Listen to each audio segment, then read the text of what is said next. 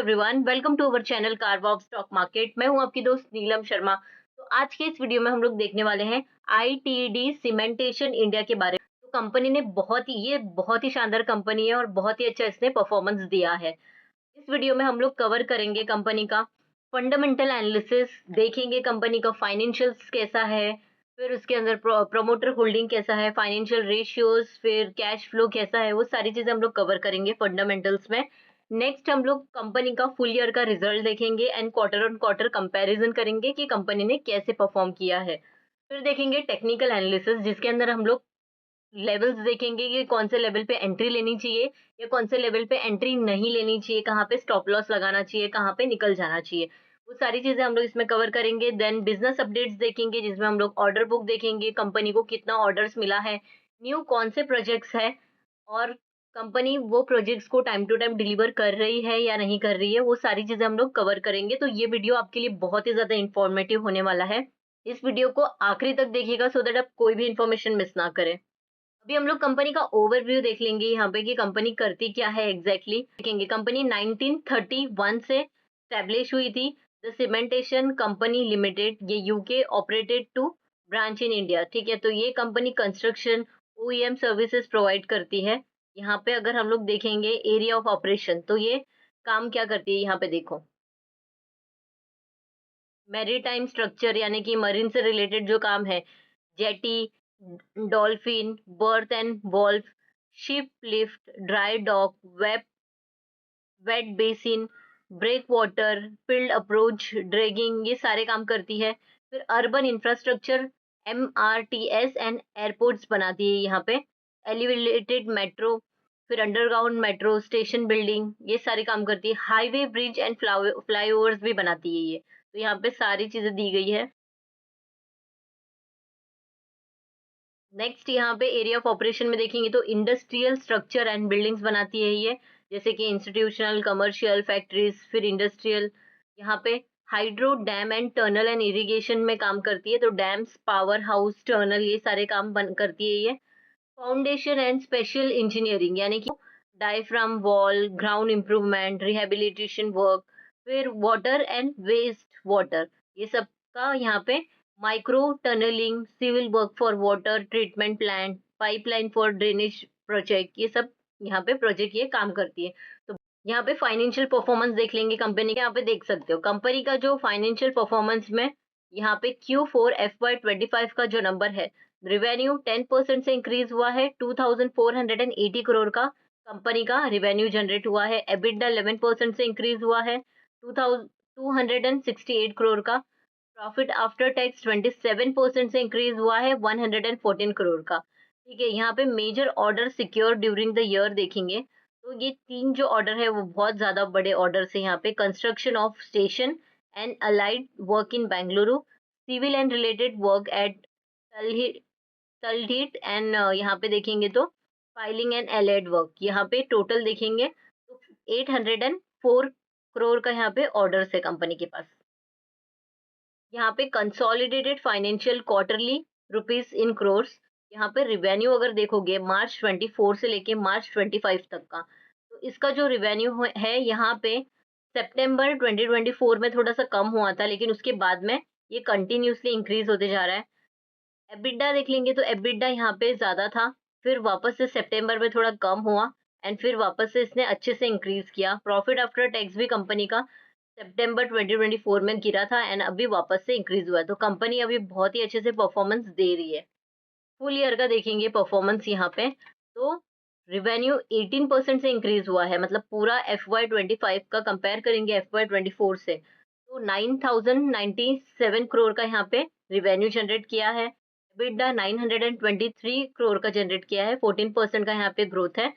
Profit after tax 36% का यहाँ पे ग्रोथ है, 373 करोड़ का। अब यहाँ पे इतने सारे कंपनी को ऑर्डर मिले हैं पूरे साल में देखेंगे तो जो ऑर्डर मिला है टोटल 7174 करोड़ का फुल FY25 में इनको ऑर्डर मिला है। देख लेंगे फाइनेंशियल ईयर, यहाँ पे कंसोलिडेटेड फाइनेंशियल ईयरली का जो मार्च 2021 से लेके अभी तक मार्च 2025 तक, तो हर साल इनको कंटिन्यूसली 5 साल में आप देख सकते हो ये ग्राफ ऊपर ही है। कंपनी का रिवेन्यू इंक्रीज होते जा रहा है। एबिटडा भी देखोगे तो 5 साल पहले यानी 2021 में 258 करोड़ का था, अब हो गया है 923 करोड़ का।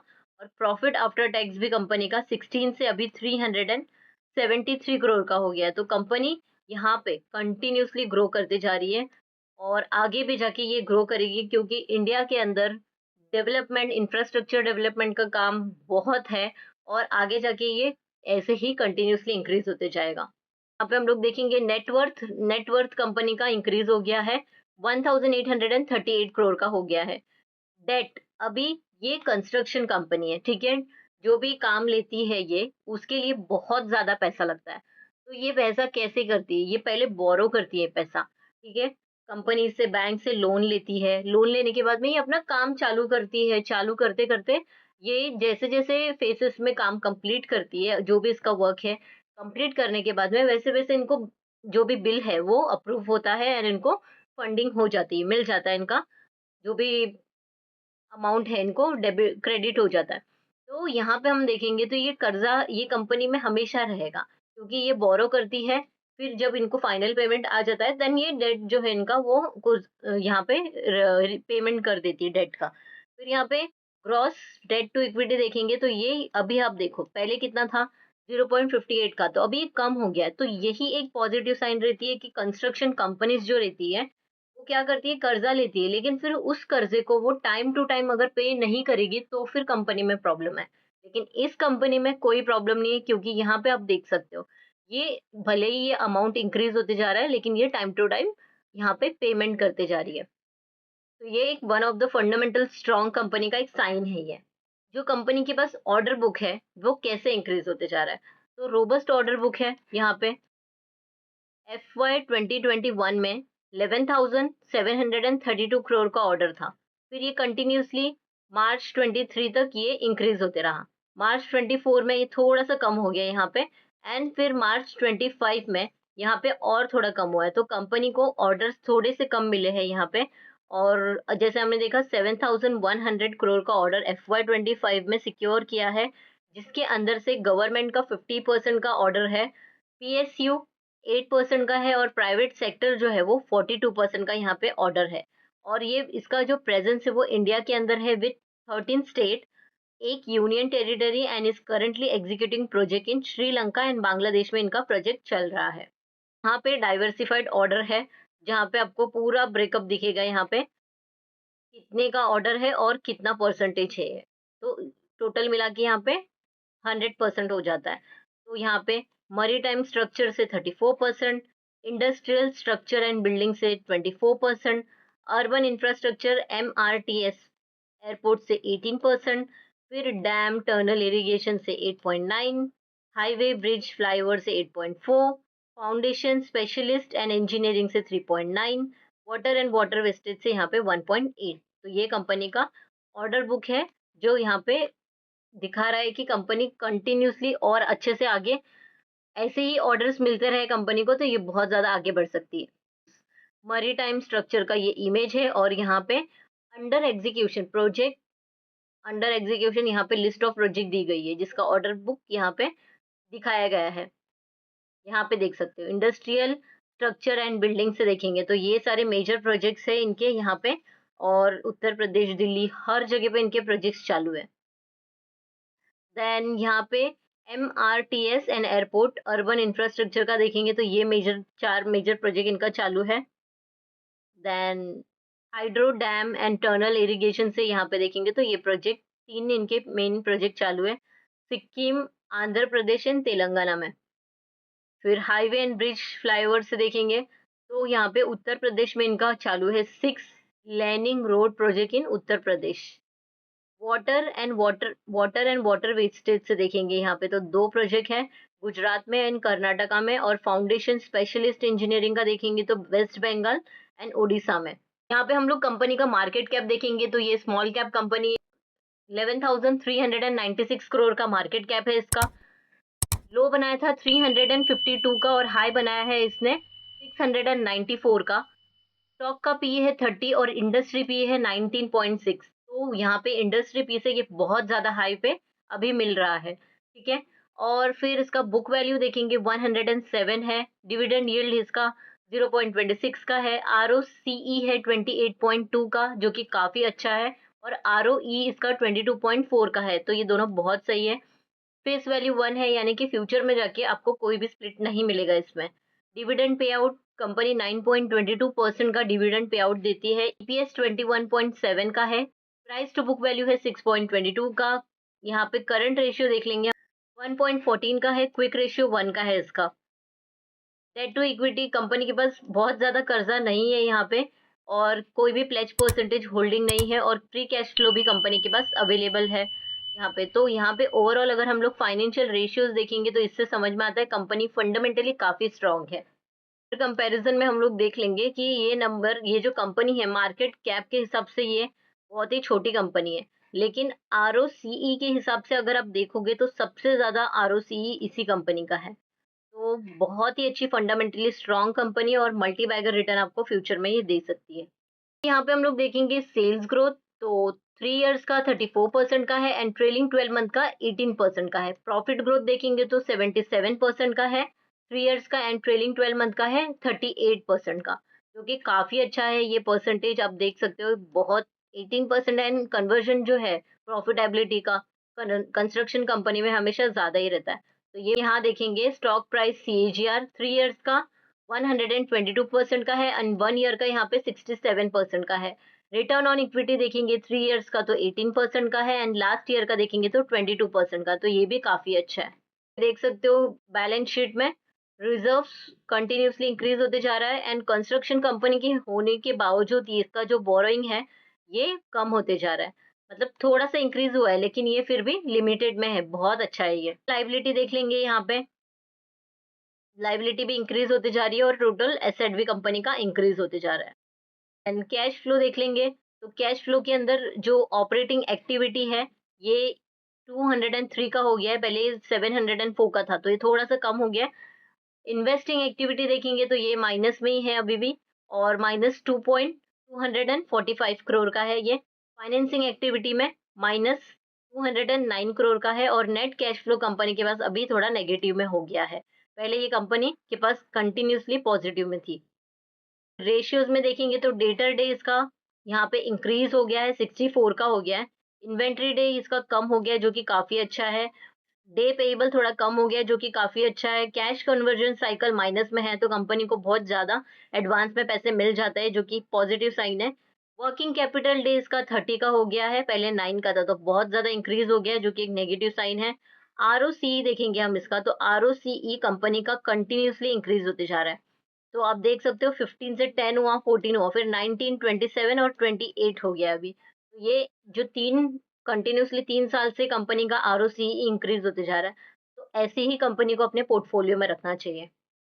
अब यहाँ पे हम लोग शेयर होल्डिंग पैटर्न देखेंगे, तो प्रमोटर का होल्डिंग यहाँ पे अच्छा है, यहाँ पे 46.64% का है। एफआई का होल्डिंग यहाँ पे प्रॉफिट बुकिंग की है एफआई ने, और डीआई ने इसके अंदर बहुत ज्यादा एंट्री ली है। आप देख सकते हो प्रॉफिट बुकिंग जो एफआई ने की थी, पिछले क्वार्टर में भी की थी और इस क्वार्टर में भी की है, और वैसे ही यहाँ पे डीआई ने उस पहले क्वार्टर में भी की थी, एंड अभी भी इसने बहुत ज़्यादा इसमें ऐड किया है।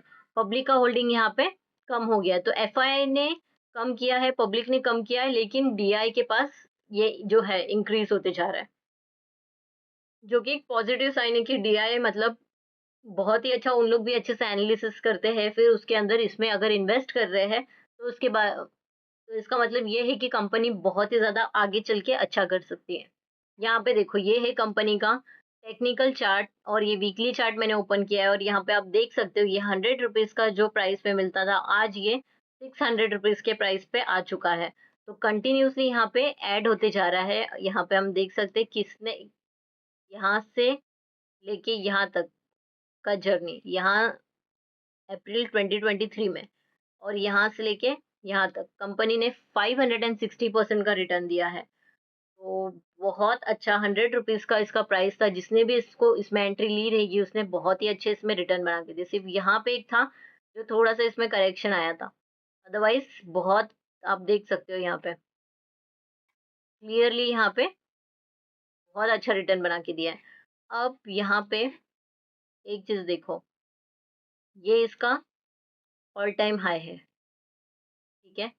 और एक चीज देखेंगे हम लोग, यहाँ पे इसका सपोर्ट है। तो अगर 478 रुपीज, जिसको आना बहुत ही ज्यादा मुश्किल है, 477 रुपीज पे अगर ये मिलता है, ठीक है, तो इसमें एंट्री लिया जा सकता है।